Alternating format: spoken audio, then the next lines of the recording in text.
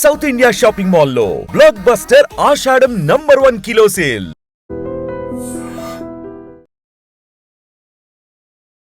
చిన్నప్పటి నుండి చదువు అంటే ఆ అమ్మాయికి చాలా ఇష్టం. అందుకే చాలా ఇష్టంగా కష్టంగా కూడా చదివింది. స్కూల్లో ఫస్ట్, అలాగే కాలేజ్లో కూడా ర్యాంకర్ అమ్మాయి. అలాంటిది ఒక్కసారిగా తన తండ్రికి తాను భారం కాకూడదు అనే ఉద్దేశంతో మనస్తాపానికి గురై ఆత్మహత్య చేసుకుంది శృతి కీర్తన. విశాఖ గోపాలపట్నం ఇందిరానగర్లో ఉంటున్నటువంటి ఆ కుటుంబం ఇప్పుడు తీవ్రంగా రోధిస్తోంది. ప్రస్తుతం మనమైతే విశాఖ KGH మార్చరీ దగ్గర ఉన్నాం. ఆ బిడ్డ కోసం తల్లిదండ్రులు బోరున విలపిస్తున్నారు. మరెవ్వరూ ఇలాంటి నిర్ణయం తీసుకొని తల్లిదండ్రులకు తీవ్రని దుఃఖాన్ని మిగిల్చి వెళ్ళొద్దు అంటూ వారు ఆవేదన వ్యక్తం చేస్తున్నారు. శృతి కీర్తన వాళ్ళ పేరెంట్స్ మనతో పాటు ఉన్నారు. ఒకసారి మాట్లాడదాం. నమస్కారం. చాలా బాధాకరమైన నమస్కారం అండి. నాకు నా భార్యకి జరిగిన ఇది ఎవరికి ఏ పిల్లలు ఏ తల్లిదండ్రులకి ఇలా తీసిరాకూడదు. ఎంతో ఆశలతో బ్రతుకుతాం పిల్లల గురించి. ఏ కన్న తల్లిదండ్రులకి ఏ పిల్లలు భారం కాదు. అది అర్థం చేసుకొని పిల్లలు ఇటువంటి నిర్ణయాలు తీసుకొని ఉండకూడదనేసి నేను కోరుకుంటూ, నాకు జరిగిన అన్యాయం ఇంకొక తల్లిదండ్రులు జరగకూడదని అందరి పిల్లలకి నేను ఒక తండ్రిగా నేను చెప్పవలసింది ఇదేనమ్మా.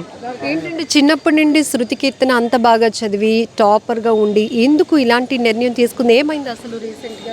ఏమీ అవ్వలేదండి. 300 ర్యాంక్ వచ్చిందండి అమ్మాయికి. ఫస్ట్ నుండి ఏంటంటే ఏఈలో వస్తుంది, లేదంటే ఏఈ కాకపోయినా ఏఈ ఉమెన్స్ అయినా వస్తుంది. మా తమ్ముడు వాళ్ళ పాప ఏఈ ఉమెన్స్, మా పాప ఇద్దరం కలిపి వెళ్తాం డాడీ, ఏఈ ఉమెన్స్ వస్తుంది అని చెప్పేదండి. అలాగే అమ్మ అలాగే చేద్దు అని అన్నారు. అనేటప్పుడు అనుకోకుండా మొన్న సండే విడుదల చేశారు లిస్టు. అందులో రాలేదు, ఏయు రాలేదు, ఏయు ఉమెన్స్ రాలేదు. రాకపోతే గాయత్రి ఉమెన్స్లో కొమ్మది వచ్చిందండి. మేము పాప కాంటాక్ట్ చేయడం, వాళ్ళని యాజమాన్యాన్ని వాళ్ళు చెప్పడం జరిగింది. అమ్మ అక్కడ 8 చూపిస్తుందండి, 1,05,000 చూపిస్తుందండి, కింద 0 చూపిస్తుందండి అని చెప్పారు. మరి పాప కూడా నాకు చెప్తే ఓకేనమ్మా అనేసి అంటే, డాడీ బస్సులో వెళ్ళిపోతానంటే, లేదమ్మా కాలేజీ బస్సు ఎంతైతే అంతా నేను పెడతానంటే 30,000 అని చెప్పారు. 30,000 కాలేజీ ఫీజు 5,000 కడితే సరిపోతుందండి మీరు ఇయర్లీ అని చెప్పారు. 35 అవుతుంది, ఫోన్లే ఈ బట్టలకి బుక్స్కి వాటికి కలిపి ఒక 50,000 అవుతుంది, ప్రాబ్లం లేదు పెడతానులే అమ్మన్నాను. తర్వాత కూడా ఒకవేళ పడకపోయినా నీకు ఇబ్బంది లేదమ్మా, 3 సంవత్సరాలు చదివితే 4,50,000 అవుద్ది, పెడతాం మేము ఎక్కడో దగ్గర తీసుకొచ్చి, నువ్వు చదువుకోమనేసి చెప్తే నిన్ను రిపోర్టింగ్ చేయడానికి వెళ్దాం డాడీ అన్నది. ఈ అమౌంట్ నా దగ్గర అనుకోకుండా లేకపోతే వాళ్ళ పిన్ని తీసుకొచ్చి ఇచ్చిందండి నిన్న మార్నింగ్.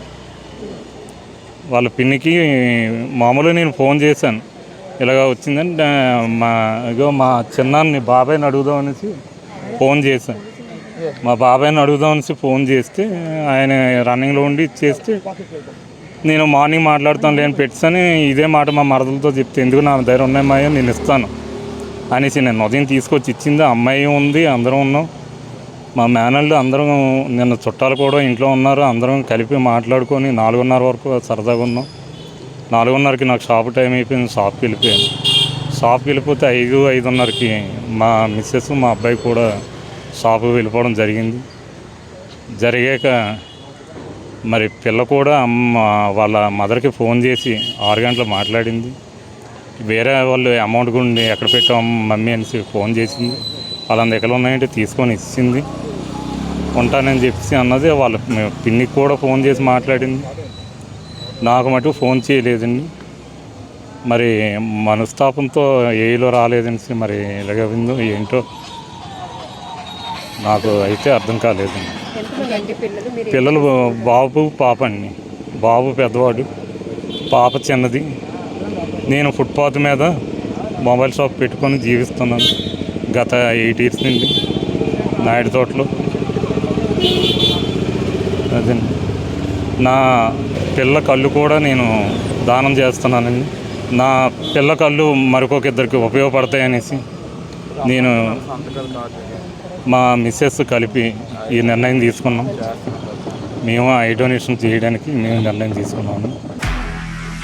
నిజంగా ప్రస్తుతం ఉన్నటువంటి సమాజం దేనికి ప్రయారిటీ ఇస్తుంది? ఆర్థిక సంబంధాల చుట్టూ మాత్రమే తిరుగుతోంది. మళ్ళీ ఎన్నికలంగానే చాలా విరక్తి కలుగుతాం.